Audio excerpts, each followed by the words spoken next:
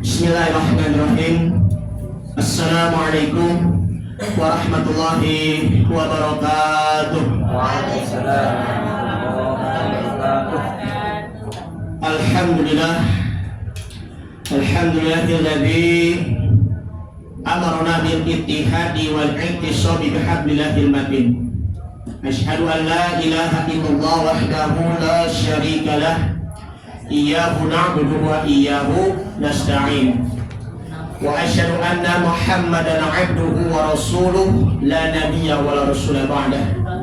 Allahumma shalli wa sallim ala hadan nabiyil karim habibina wa syafi'ina wa maulana Muhammad sallallahu alaihi wasallam wa ala alihi wa ashabihi ajma'in, amma ba'du. Qala ta'ala a'udzu billahi minasy syaithanir rajim. Bismillahirrahmanirrahim. Wa'tasimu bihablillahi jami'an wa la tafarraqu. Al-ayah. Wa qala an-nabiyyu sallallahu alaihi wasallam ittaqillaha haitsu ma kunta wa atbi'is sayyi'atal hasanata tamhuha wa khaliqin nasa bi khuluqin hasanin. Shadaqallahu 'azim wa shadaqa rasulun nabiyyu habibul karim wa nahnu 'ala dzalika minasyahidin wa syakirin walhamdulillahi rabbil alamin. Hadratul mukarramin wa hadratul mukarramat. Pertama-tama yang saya hormati, yang saya cintai, Bapak Mukhlis selaku ketua mushola kita, kemudian Bapak kita, ayahanda kita, Bapak atau Ayahanda Suratno, kemudian juga tak lupa Ibu Ketua Majelis Taklim Nur Sa'adah, Ibu Murjanah, serta bapak-bapak dan ibu-ibu, adik-adik sekalian, dan saudara-saudari, teman-teman yang mohon maaf tidak bisa disebutkan satu persatu, namun tidak mengurangi rasa hormat atau takzim saya. Alhamdulillah kita bisa berkumpul kembali. Dan saya pertama kali mengimami ataupun ya sholat tarawih berjamaah bersama Bapak Ibu jamaah mushola Nur Sa'adah. Sebelumnya apa kabar Bapak Ibu semuanya, sehat ya? Alhamdulillah ya, sekian beberapa tahun ya, sekitar 4 tahun ya, jadi bisa kembali lagi menginjak kaki di tempat ini. Mudah-mudahan Bapak Ibu semuanya sehat selalu, berkah selalu, berkah rezeki dan panjang umur, dan senantiasa terus istiqomah dalam beribadah hingga akhir hayat nanti. Amin ya rabbal alamin. Salawat dan salam marilah kita haturkan kepada suri tauladan kita Nabi Muhammad sallallahu alaihi wasallam serta keluarganya, para sahabatnya, dan tentunya juga kepada para pengikut-pengikutnya. Mari sama-sama kita beristighfar bersama-sama. Astaghfirullah Rabbal baraya, astaghfirullah minal khotaya, astaghfirullah Rabbal baraya, astaghfirullah minal khotaya. Ya, cukup sampai di sini dulu baca istighfarnya. Mudah-mudahan Allah Subhanahu wa taala akan mengampuni dan memaafkan segala dosa dan kesalahan kita, dan mudah-mudahan amal puasa kita di bulan Ramadan dan juga tarawih kita maupun infak sedekah ataupun zakat kita diterima oleh Allah Subhanahu wa taala. Amin ya rabbal alamin. Bu, Ibu, baik di dalam maupun di luar, yang cantik-cantik, yang soleha, masya Allah, masih senang ya Bu ya, masih istiqomah ya. Barakallahu fiik, masya Allah, tabarakallah. Baik, izinkan saya untuk menyampaikan ada 4 hal kebaikan yang menjadikan kebaikan di dunia maupun juga di akhirat. Sebagai pembukaan ya, bahwa kebaikan Allah Subhanahu wa taala itu selama ini kita pandang hanya sekedar dari segi fisik ataupun hanya dari segi materinya saja. Kita punya uang banyak, punya harta banyak, Allah kasih kebaikan kepada kita.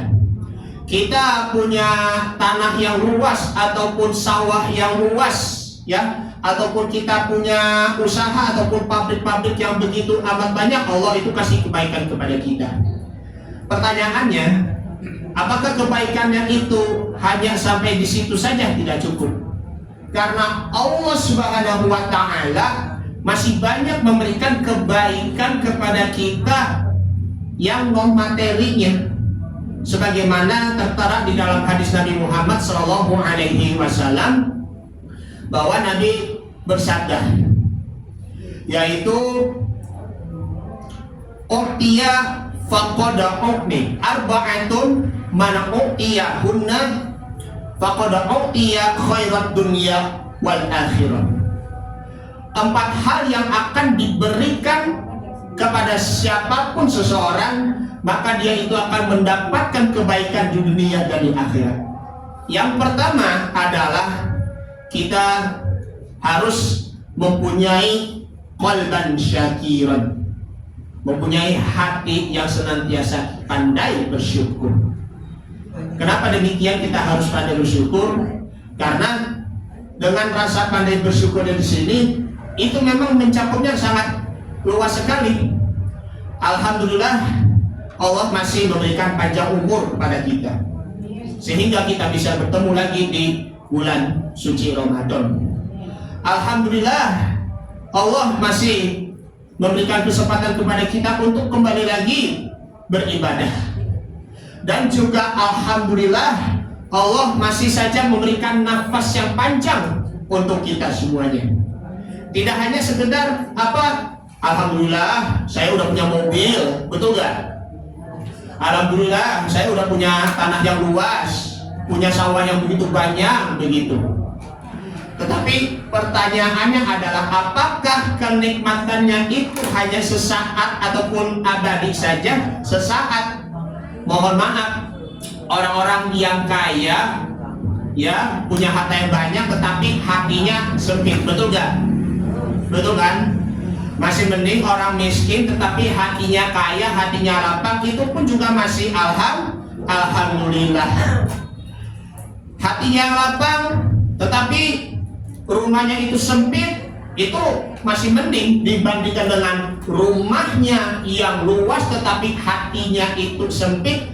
Itulah disebabkan karena kurang bersyukur kepada Allah Subhanahu wa Ta'ala. Na'udzubillah min dzalik. Itu yang membuat diri kita amat membuat diri kita menjadi mengkufuri nikmat. Karena udah kaya nih ya, udah punya harta banyak nih, tapi masih serba kurang.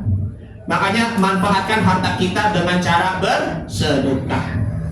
Kemudian yang kedua adalah kata Nabi, walisanan dzikron, lisan yang senantiasa kita berzikir. Kita kalau udah di bulan Ramadan banyak banget ya kita berzikir. Kalau bacaannya Allahumma innaka afuwun karim tuhibbul afwa fa'fu anna ya karim. Ya Allah, sesungguhnya Engkau Maha Pemaaf lagi Maha Mulia. Engkau mencintai yang pemaaf, maka maafkanlah kami, maafkanlah kesalahan atau kelalaian ataupun atas dosa-dosa kami. Bagaimanapun aktivitas kita, bapak ataupun ibu bekerja, ya, bapak mencari nafkah untuk istri ataupun anak-anak, ya, anak-anak pun ya sekolah seperti ini, belajar. Itu senantiasa pasti ya harus aman dulu. Kalau pengen mau berkah hidupnya, awali dengan basmalah, akhiri dengan membaca hamdalah.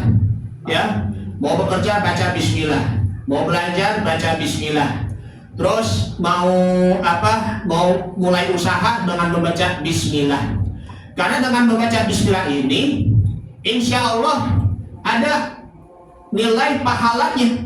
Bismillahmu ya Allah, seperti itu kan. Bismillah akan membuatmu bahagia. Insya Allah pasti akan bahagia hidupnya. Dengan akhirnya membaca alhamdulillah, maka insya Allah semua pekerjaan kita pasti ada nilai pahalanya. Makanya dimanapun kalau kita di perjalanan senantiasa kita berzikir, ya kan? Misalnya kalau mau masuk masjid, Allahumma ftahli abwaaba rahmatik. Ya Allah, bukakanlah pintu-pintu rahmatmu. Ataupun yang lain adalah keluar masjid, Allahumma inni as'aluka min fadlik. Ya Allah, berikanlah aku karunia-karunia yang baik. Apalagi ini buka puasa ya. Allahumma laka sumtu wa bika amantu wa ala rizqika aftartu bi rahmatika ya arhamar rahimin. Ya Allah, kepadamu aku berpuasa dan kepadamu aku berbuka dan dengan rezekimu aku beriman. Jangan cuma hanya kalau udah Allahu Akbar, asik, buka, begitu langsung minum begitu kan rasanya. Ada yang begitu kan, Bu, Pak? Kalau udah rasanya haus, udah ini berjam-jam dari subuh sampai maghrib, kalau udah buka puasa, duduk, minum, begitu kan. Enak rasanya begitu. Tapi kalau tidak disertai dengan doa ya bagaimana? Apa nilai puasanya itu jadi makin bertambah? Paling cuma hanya data saja makin pas-pasan. Na'udzubillah. Semua pekerjaannya itu kalau ada nilai pahalanya, asalkan kita harus diawali dulu dengan bismillah dan akhirnya dengan baca hamdalah, insya Allah. Maaf ya, masih terlalu panjang lebar. Kemudian yang ketiga adalah ya kita harus benar-benar sabiron alal bala'i, ya, badanan alal bala'i sabiron. Badan kita memang senantiasa kita harus benar-benar sabar. Raga kita benar-benar haus, ya kan? Memang ini saatnya kita waktunya untuk sebulan penuh berpuasa di bulan Ramadan, karena bulan Ramadan adalah bulan pembakaran dosa-dosa kita, sehingga dosa-dosa kita ataupun kesalahan-kesalahan kita akan menjadi hangus, tidak ada sisa. Maka kita akan kembali suci sebagaimana bayi yang baru dilahirkan. Terus ya, jangan mementingkan urusan perut, ya kan? Kita memang waktunya untuk tinggalkan makanan-makanan yang tadinya lezat, yang begitu segar. Tapi ini sekarang sudah waktunya kita untuk berpuasa. Tujuannya apa? Melatih kesabaran dan juga melatih nafsu kita. Nafsu apa? Lawamahnya. Nafsu yang merasa tidak puas terhadap apa? Kekuasaan ataupun ya merebut tahta ataupun juga jabatan maupun juga harta. Manusia ini pasti akan merebut dunia, itu pasti akan melelahkan. Itu nafsu lawamah kita harus kita kendalikan. Nafsu amarah pun juga kita harus kita kendalikan dengan puasa. Maka semakin kita gemar berpuasa, bukan hanya sekedar puasa musiman saja di bulan Ramadan, tetapi kita latih, maka akan melahirkan adalah nafsu mutmainnah, mempunyai jiwa yang tenang. Yang tadinya di luar bulan Ramadannya itu kita makan burger, kita makan pizza, kita makan apa lagi, hotdog, ya Bu, Bang. Yang tadinya kita makan apa? Makan sate ayam, makan sate kambing, makan soto ayam, terus makan apa lagi, mie ayam, nah, seperti itu. Ya, ini kita menunda ya untuk apa? Melatih jiwa dan raga kita. Kemudian yang terakhir, pemberian yang sangat penting sekali adalah zaujatan solihatan, yaitu adalah istri yang soleha, yang selalu senantiasa taat kepada suaminya, yang mendidik anak yang tulus dan ikhlas menjadi anak yang soleh, yang selalu berbakti kepada orang tuanya, supaya anak dilahirkan menjadi anak yang soleh, mulai dari bapaknya dulu yang soleh, kemudian mendapatkan istri yang soleha, sehingga melahirkan anak-anak yang soleh, yang soleha, yang selalu birrul walidaini, yang selalu senantiasa berbakti kepada kedua orang tua. Anak-anak di sini ya, ada 4 orang di sini. Adik, kamu selama ini gimana puasanya? Full gak? Benar? Swear? Yakin? Dari subuh sampai maghrib ataupun dari subuh sampai zuhur nih? Nah, nanti kalau kalian ditanya sama orang tua nih, sama ibu-ibu nih, Adek ataupun kamu hari ini puasa nggak? Puasa. Padahal kalian ngapain paling bersembunyi di lorong mana ngumpet sini makan begitu supaya nggak ketahuan. Itu namanya ketahuan bohong namanya. Nggak boleh berbohong kepada orang tua ya, nggak boleh. Kalau kamu berbohong kepada orang tua itu dosa besar dan Allah murka. Paham sini anak-anak? Paham ya? Makanya ayah ibu kalian, ya, papa mama kalian udah berusaha mendidik kalian, mengajari kalian untuk menjadi anak yang baik. Suatu saat nanti kalian akan menjadi anak yang berguna bagi keluarganya nanti, nusa, bangsa dan agama, hingga kalian meraih cita-cita dan masa depan yang gemilang. Amin ya rabbal alamin. Bapak-bapak, ibu-ibu, saudara-saudari, adik-adik, ikhwatul iman, ikhwatul fillah rahimakumullah. Ini saja dulu yang saya sampaikan. Mohon maaf bila ada kekurangan dan kesalahan dari saya sendiri. Dibukakan pintu maaf yang sebesar-besarnya. Marilah kita saling menghormati apapun itu perbedaannya. Entah itu perbedaan rokaatnya ataupun perbedaannya pakai kunut ataupun gak pakai kunutnya. Yang penting kita jalankan ibadahnya. Mau 23 rakaat kek, mau 11 rakaat kek, silahkan. Ya kan? Yang gak benar adalah nggak sholat. Apalagi ini kan beda harinya kan antara Muhammadiyah ataupun Nahdlatul Ulama ataupun pemerintah Kementerian Agama tentunya. Ada yang 30 hari, ada yang 29 hari ya. Tetapi tidak ada satupun yang merasa dirinya benar, yang lainnya itu salah. Kita hormati, kita hargai, dan insya Allah ukhuwah persaudaraan umat Islam kita akan tetap kuat. Baik, wa'tasimu bihablillahi jami'an wa la tafarraqu.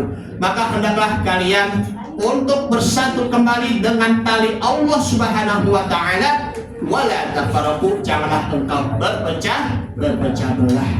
Baik, barakallahu fikum, jazakumullahu khairan katsiran. Wassalamualaikum warahmatullahi wabarakatuh.